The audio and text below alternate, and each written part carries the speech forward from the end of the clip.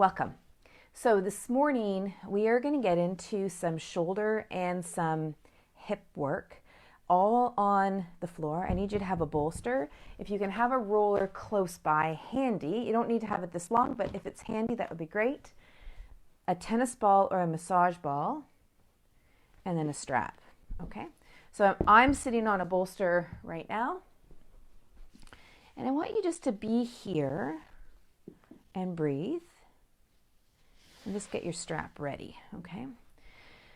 So just sit here and notice what it is that you're feeling in your body.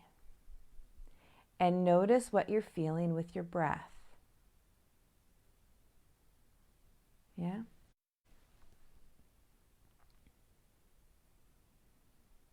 And how your breath is in your body. And your body's in your breath. Where it's moving, and just what else is there emotionally? What's the vibration in your body? Are you sort of pushing emotions aside? What are you present to? Lovely. And now come into your pelvic floor.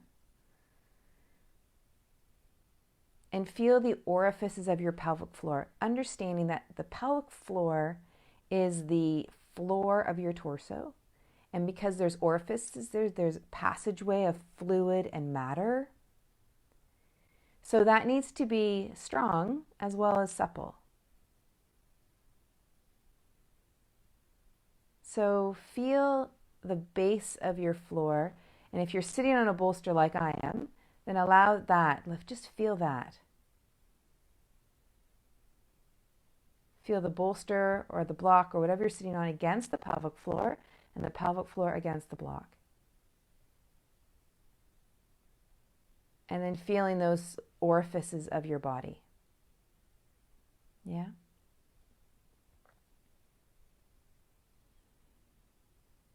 And see if you can notice the quality of your pelvic floor. It might feel a little numb.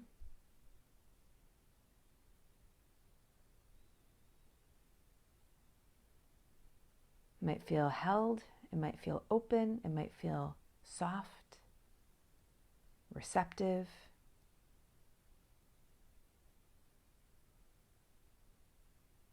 Okay, so now from here, I want you to bring the arms up overhead, and you've got the strap.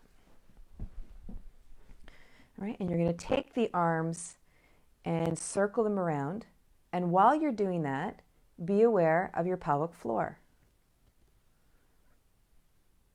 And circle the arms the other way.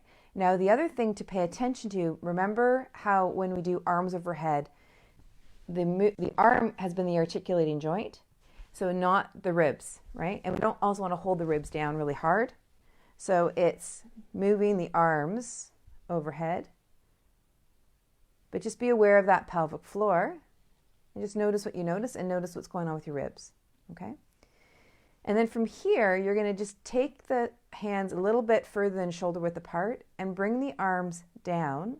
Now you might get to about your head, and that's as far as you go, right?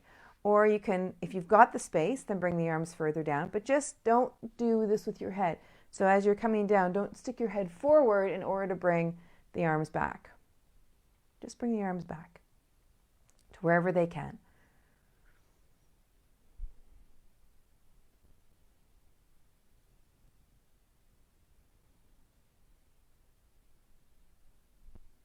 Good. All right, now from here, take the strap over top of the shoulder and bring one arm behind. So the one that doesn't have the strap, bring that behind. Bring the other arm alongside the ear, and we're coming into cow face arms. And if you can grab your hands, grab them. But remember, it's not about wiggling your way in to grab your hands. You're grabbing your hands because you had the range at your shoulder and your elbows to do it. Yeah? And now just notice your breathing again. And think about as you come out of this position and then you're coming into the other side, can you do the movement with 5 to 15% more ease? So you're still coming into the range that you normally would come into, but can you do it a little more easily with a bit more awareness and attentiveness?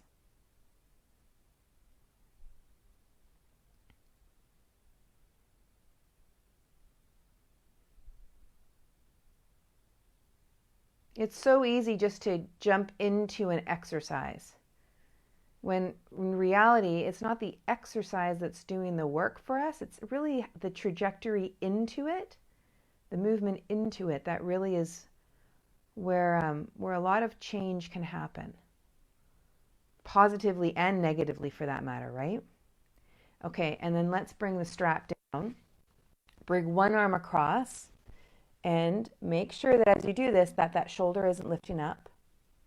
I'm seemingly liking this these days. And then moving this to rotation. See where this will be going to in terms of eagle in a moment. So we'll bring the other arm across.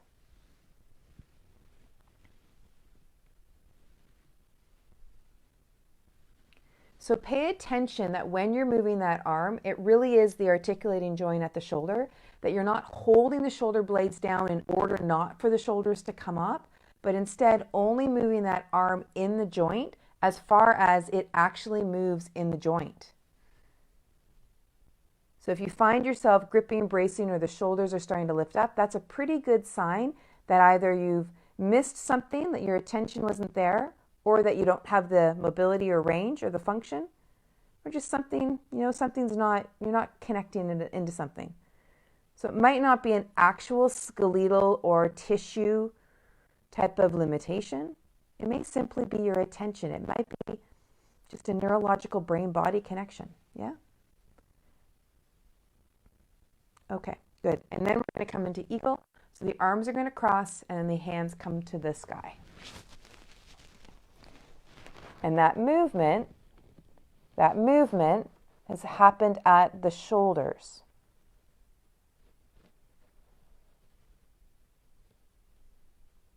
Good. And now other side.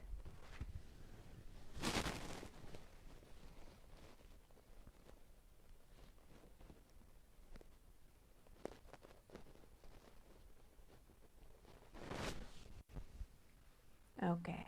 So now you're in sitting. Now check back in with your pelvic floor.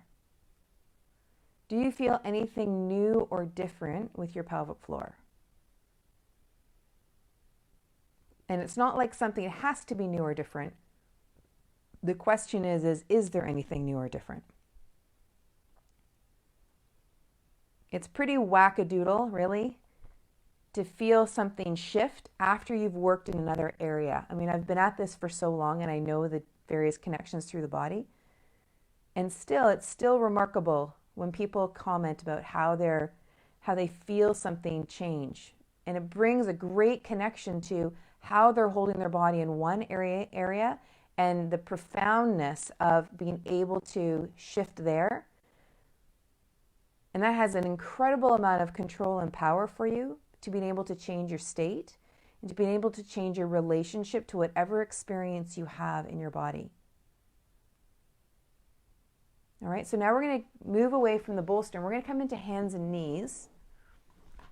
We'll come back to that bolster, so don't toss it too far away. So we're coming into hands and knees, and we're going to cross one leg over the other. Okay, like so. And then the feet are going to splay. So it's going to look like this. And then you're going to move your hips between your heels. Okay? Now when you do this, you don't want to bring your bum over to one heel. You want to move as much as you can between your heels. Now, I will say that if you've got some knee issues, this might not be ideal for you. So if you've got knee issues, what I would do, because we're about to go into the ball next, is just take some moment and roll out your hips on a ball. We'll be there in a moment. So you're just rolling, you'll see how this knee comes up And you're going to uncross, and you're going to cross the other way. Feet come wide, and then move through your hips and your shoulders.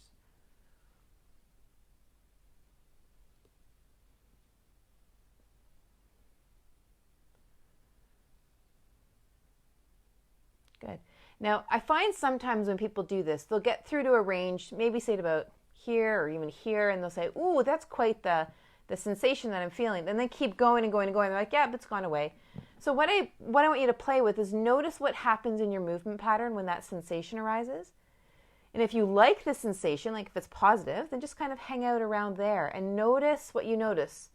And play around with the whole movement range of what it is that you're feeling and where are you getting the greatest bang for your buck. However you describe for yourself what bang for the buck is. Yeah? Okay, so now we're going to take the ball and going to roll it out with your hip. Okay, so just rolling out. If you want to bring the ankle onto the knee, you can. But one thing I do want you to try and do, whether you've got the ankle up or not, is to bring your ball right over into the outside of the hip. Right? Make sure you get into that area. Sometimes that can be really what I like to call sweet for some people. Other people might call it tender. You might have a totally different name for it. But what becomes interesting is if you can shift the position of your leg bone. The orientation of where that leg bone is in the hip socket will have an impact on what you feel underneath that ball. Yeah, because you're just able to get into different areas of your hip when you've got a different orientation of that femur head. So do play with that, right? So whether you're here and you move that leg up into a bit of flexion, or whether you're more on top of the ball here, just play, explore and notice, yeah? And the thing to remember is that just because there's an area that's super tight or tender or whatever that feeling is that you would describe, like whatever that quality is, doesn't mean that that's the actual problem, right? That's why it can be really fun to do movements and then go back to something you had done previously and just see what you see and notice what you notice, right? Because it's that awareness piece of our body, the attention that we have on it, that highlights some of those things that we might not have been aware of. And over and over and over again, the people who are emailing me for private sessions, the general pattern is, I've made some gains. I've made a lot of small, short-term gains from the various people that I've been with and the professionals, but nothing long-term. And one of the reasons why what I do with people helps with more long-term gain is because we're focusing on what they're not aware of, right? So they've had the symptom relief. They recognize what that is, but the retraining of movement patterns, that hasn't happened yet. Yeah? So you know the possibility for yourself, right? If you've had short-term gain, you know absolutely that it's possible. You just haven't retrained the movement patterns yet. And that takes just a little bit of time, right? Because you don't want to train them in the pattern of unawareness, right? You want to build up the awareness of what movement patterns aren't working, find and figure those, help support those, really honor your awareness for what you feel there, right? And then you'll start to notice when the new patterns that you have, you'll start to notice when those begin to break down, right? And that all that awareness is vital for you having long-term gain, yeah? Okay, so we're going to cross back over again. Good. And then move through your hips and your knees.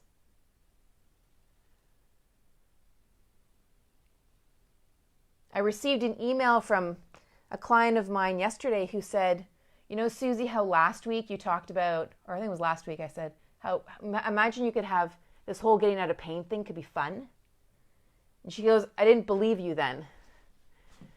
And then she had an experience because her pain has gone away and the symptoms reemerged just a little bit. I think I'm getting that right. Tracy, am I getting that right? And that but she knows what she knows what to do about it now. She's got the power and the awareness to be able to shift it up. And that is by far the common thing that people say to me when they work with me. in those early stages when they have more and more pain relief, but it's not quite gone completely, they can pay attention to the whispers. They can intervene at the whispers. They can intervene at the quieter messages from their body to let them know that the pain's coming back. They can intervene there, right? That's what makes such the difference. Okay, so now what we're going to do is I want you to now notice your hips, notice your pelvic floor, and notice your shoulder girdle. And we're going to come on to the bolster. We're going to do something that might surprise you. I don't often do this with people when I can't see them. But a lot of you who are following this have been following this for a little while. Okay, so what we're going to do is move into something that looks a little like Uttanasana Konasana, or sitting. The movement itself is sitting with the legs wide, right? So what I'm going to have you do is not go fully wide, even if you can. I want you to sit up on height and be as vertical through your spine and through your torso as you can, right? Without like lifting yourself into a back bend or trying to resist against. Again, if this doesn't work for you, then obviously don't do it. But I want you to play with the movement of your hip bones. Right? And so if you want to bring them down just to here, then bring them down just to here. If you want to raise up the height a little bit and stick a block or a blanket to make that higher, then start there, right? But the idea is I want you to just gradually move your way toward this.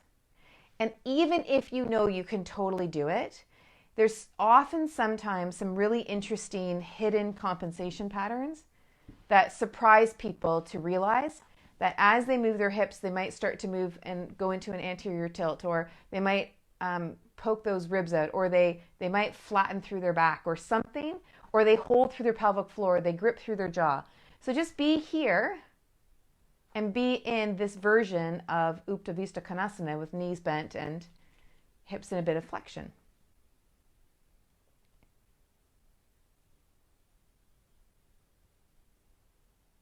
And just breathe.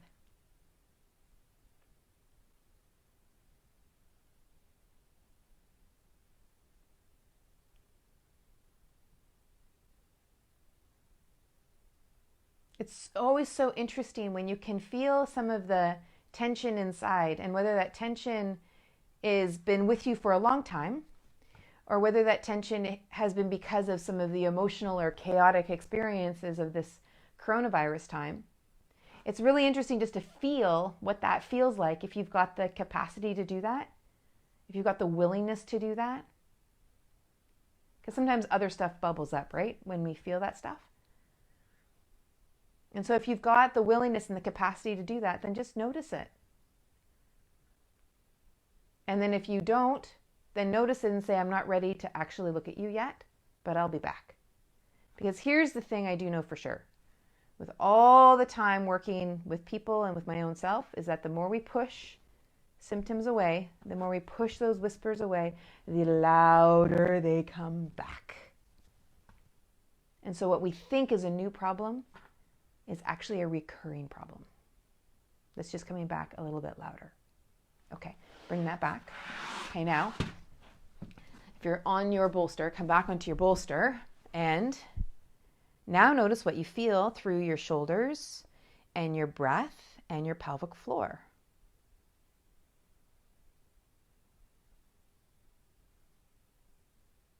Remember, a well-functioning body surrenders upward. So as we progress in our movement and our capacity, we ought to be bracing less. We ought to be less rigid with our progress. There's just this lightness and this ease that lifts us up.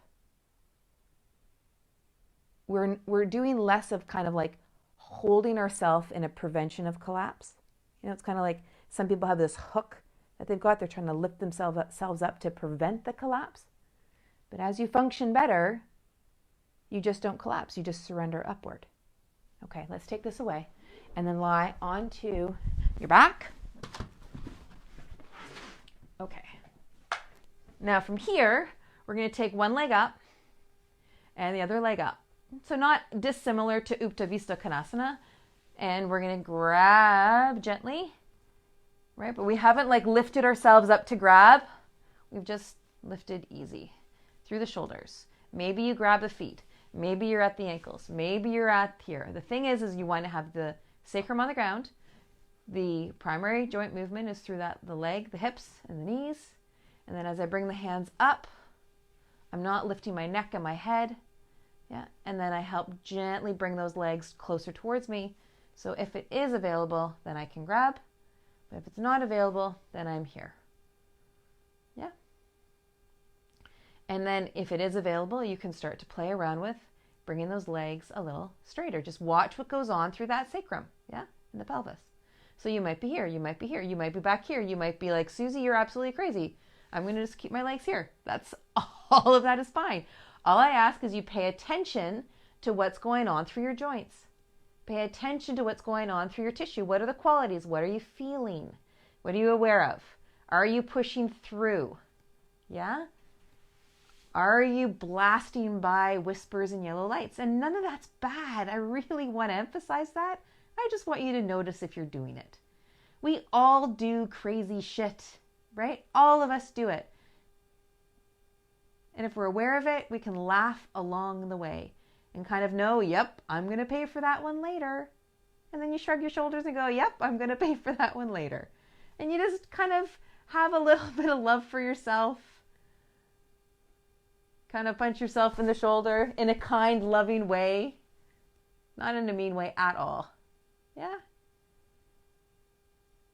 It's like the jokes I tell with my kids who are 3 and who absolutely are doing things they know they shouldn't be doing. And I laugh with them and I say, you're totally doing that and you know you shouldn't be.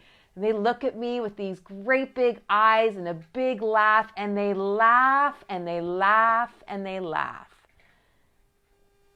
And so I want to help you to do that with yourself.